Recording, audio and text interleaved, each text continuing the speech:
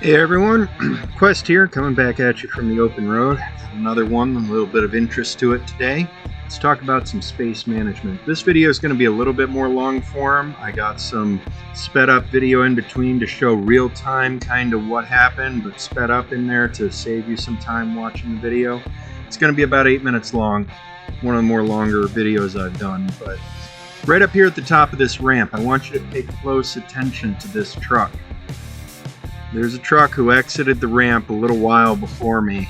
I don't know how long exactly. He's been here for a little bit, not long enough for any emergency services to really arrive. But he stopped in a weird position here, and I was a little concerned about it. That's why you see I'm slowing down quite a bit, even though I have a green light. I don't really want to go. I want to assess my situation. See that? His trailer is sitting on top of the guardrail. He took that corner way too tight. Ran over that guardrail.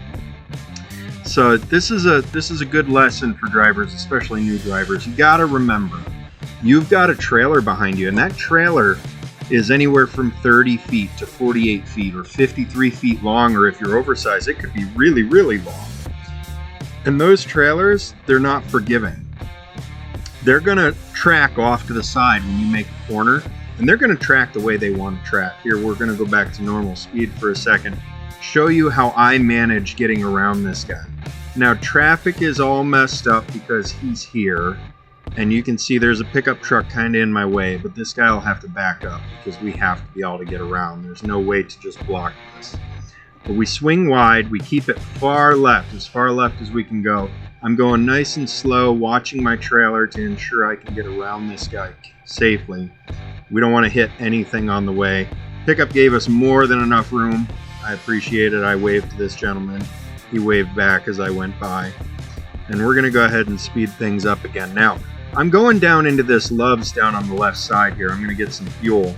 But I'm going to leave the camera running for you guys just in case something kind of comes up during the time that I'm fueling. I know that, not a lot of excitement happened, but some of you guys asked for more of what happened before, what happened after, and I'm going to try to share that with you a little bit more today with this incident. So here, we're pulling up. I'm going to get some fuel. Time for me to jump out, fill up the tanks, and, we'll take a few minutes. Now, it's a little wet. It's hard to see, hazy-ish, because it's raining out. I apologize for it. It's kind of hard to see up there, but straight ahead of us is that semi that's stuck, and you can see traffic is managing to get by. All right, law enforcement has arrived, but only one of them, so they're not doing a very good job yet of managing traffic. By the time we get out of here, they're going to do a much better job. Now, fueling a truck's pretty interesting. Little side note while we're waiting for the next action in this video. Fueling a semi truck, we can carry typically around 200 gallons or more in our trucks. So that's a lot of fuel. But you got to remember, our trucks consume a lot of fuel. If you have an older truck, on average, these trucks will burn about 5 miles to the gallon going up the road. Now, these newer trucks like mine, I can get 7 miles to the gallon loaded, and sometimes more like 8.5 when I'm empty, which is really nice. So I get a lot better fuel mileage with this truck than my old white one, which you guys saw in previous videos. That old white one was pretty worn out when I got it. Already had over 500,000 miles on it, nearly 700,000 miles actually. And by the time it blew up on me, it was approaching 1 million miles. So, but we're going to fuel the truck up. I only needed about a half a tank here, so that's about 100 gallons. It cost me just about $400 to fill this truck on this day. Pull my truck ahead now that we're done fueling. This is the courtesy thing that we're all asked to do at the truck stops. It's the right thing to do. You fuel, you pull ahead, you park your truck. Then you go inside and you take care of your personal business that you need to do. If you have to use the restroom, get something to eat, get a beverage, maybe pick up a couple of things from the store, if you need some washer fluid, something like that. So, at this point, I'm inside taking care of what I have to. You can see this guy in the pickup. He was afraid of the rain. He came up and ran over here just so he could run inside. And it's funny, I ran into him inside. He came in just because he forgot to buy a soda. and he didn't want to walk all the way out through the parking lot in the rain after he had already parked his truck. He fueled to the left of me behind the other pickup truck that left, backed out of the space, went over to a parking spot, and then realized that he didn't want to walk through the rain.